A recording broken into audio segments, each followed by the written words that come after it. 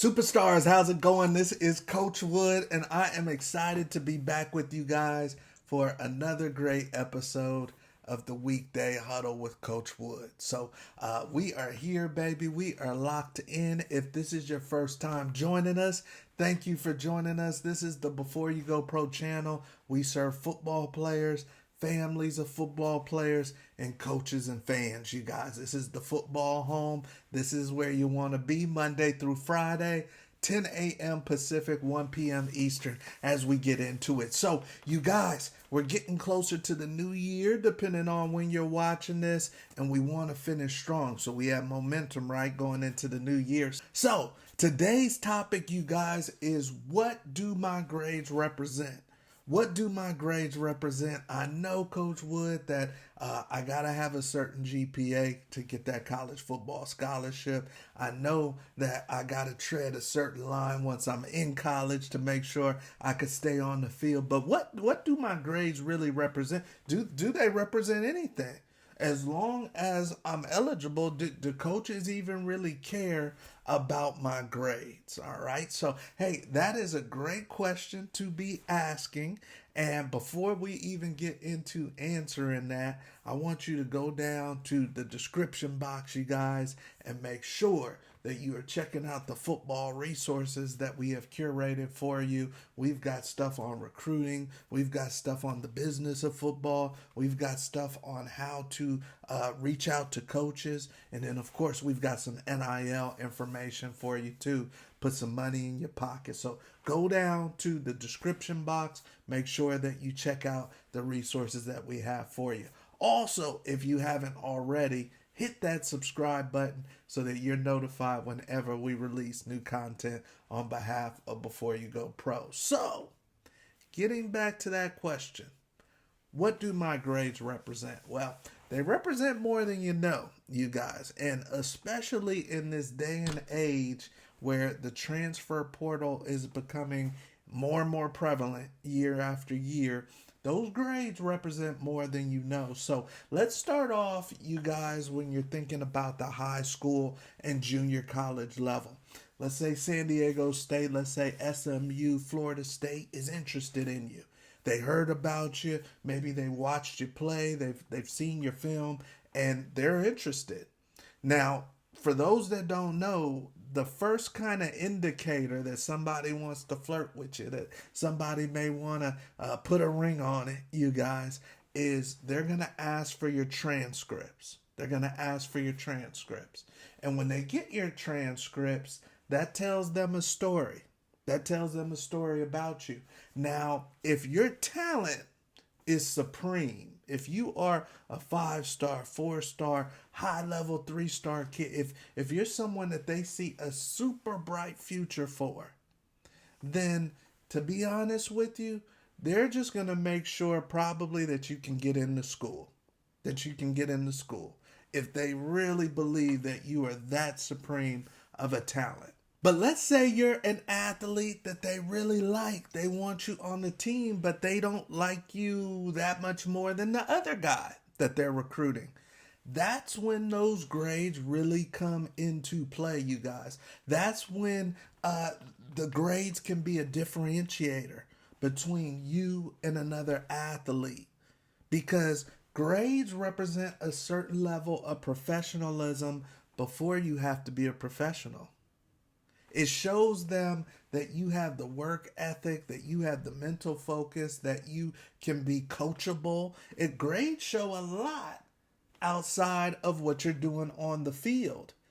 You know, once you graduate from college, it shows that you can start something and finish something. You started at this university, now you finished. So grades are basically a level of professionalism before you become a professional. If I'm looking at a DB that has a 3.8 and a DB that has a 2.8, and on film they're very similar, then 9 times out of 10, you guys, they're going to take the 3.8. 9 times out of 10, they're going to take the 3.8 because why? The 3.8 is safe. The 3.8 shows me that he takes his schoolwork seriously, which means that he's probably going to take his schoolwork seriously at my university, which means it's one less thing that I have to worry about as a recruiter. It's one less thing that I have to worry about. So you guys, it's your version when you're in high school or when you're in junior college, it's your version of professionalism. Your grades speak volumes about how focused you can be and what really matters to you. All right. So we have to keep this in mind. And it doesn't mean that you're stupid. It doesn't mean that you won't do well in college or you're not intelligent, because a lot of kids are very intelligent who get lower grades. They're just bored. But there is a level of dialing in. There is a level of, if I'm recruiting a kid that has phenomenal grades, where I could just go, I'm not going to have to worry about this kid. So that's something that you guys have to keep in mind as young football players, is that your grades speak volume. Your grades put coaches at ease.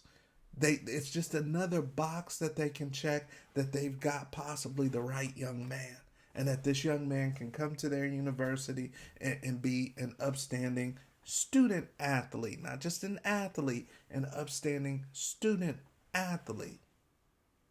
You guys, now I'm going to be honest with you. Coach Wood wasn't a rocket scientist coming out of high school. I did not take my grades that seriously, and I regret it. I regret it because I could have put forth a better resume. I could have put forth a better effort, which may have made people think about me differently that were recruiting me. Luckily, I was good enough on the field where I was one of those guys where they just wanted to get me into school. But I'll be honest with you, there was a chance that Stanford started to recruit me. I went to the University of Colorado, for those that don't know. You see the helmet in the background. But there was a chance, I'm a Bay Area native, that Stanford took a look. And then they said, no, we can't do it. You're not over a 3.3 GPA at the time. So they said, we can't pull the trigger.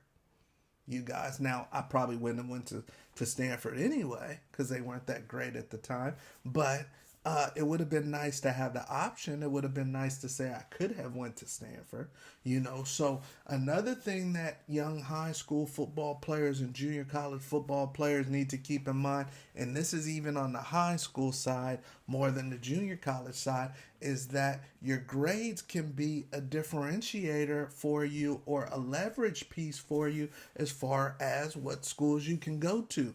There are some schools that aren't going to go as big in the portal. And they're not going to go as big in the portal because of the academic side, the academic piece to their school. So a Rice University, a UC Davis, maybe even a Vanderbilt might not go as high in the portal or pull as many kids out of the portal as the next school, because they want to make sure that they have the right academic kids at their school. So if I'm a high school kid, the Ivy League schools, all of those schools are still Division I school. A Dartmouth, a Columbia, those are still Division I schools. And they're not going to pull heavy from the portal. So your grades actually become a leverage piece for you to get into schools that other kids can't get into and still play at a high level of football. All right? So you have to keep that in mind. These are all things I didn't know, that I was unaware of. I just wanted to stay on the field, stay eligible, and make sure that I had the film piece. But if you've got the film piece and the grade piece, it separates you. And you guys need to be separated more than ever today from the kids coming out the transfer portal. If you want a real shot, you guys, grades are leverage today more than ever. And then also, once again, it shows me a certain level of professionalism if I'm a recruiter. It is what it is. It shows me that you're the safe kid. Now, when I look at some of the athletes throughout the years that have come through our Before You Go Pro program, and if you don't know, we actually are more than just content, you guys. We have a full-blown recruiting and mentoring program, and we've had it for over 2 decades. We've got kids playing across the country, you guys. When I think about the kids and I look back on the records of the kids who have come through our programs, and then right now we have a database of kids who are in our program. We pre-vet all of our kids, and the academic piece is a big piece to our pre-vetting process. Right here you see on the screen some of the kids in our program, and you see some of the GPAs. It is a clear distinction, you guys, or difference between some of the positions. Some of the positions, the football positions, we see higher academic standings than others.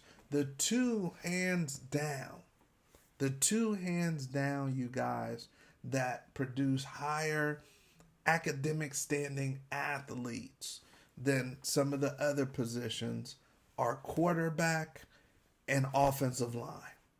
Quarterback, offensive line, and usually the kickers, they usually just take the academics way more serious than some of our linebackers, our D linemen, and our DBs. Now, Before You Go Pro, 95% of our kids are 3.0 and above.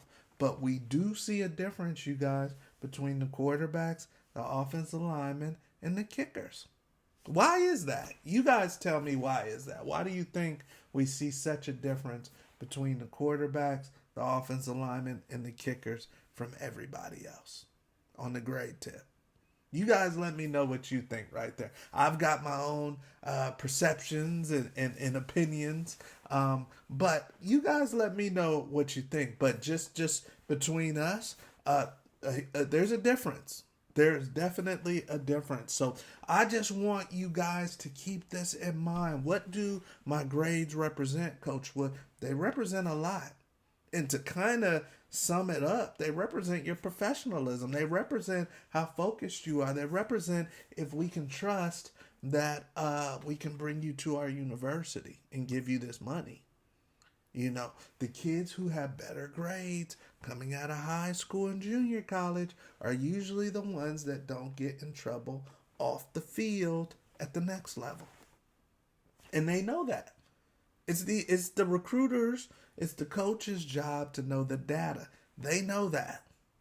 So that is what your grades represent, you young footballers out there. Please keep that in mind as you come back from your New Year's break, depending on when you're watching this, and you sit your little butt down in that classroom. You sit it down at the front. Sit it down at the front of the classroom. Why? Because I'm a professional, and I'm getting ready to be a professional.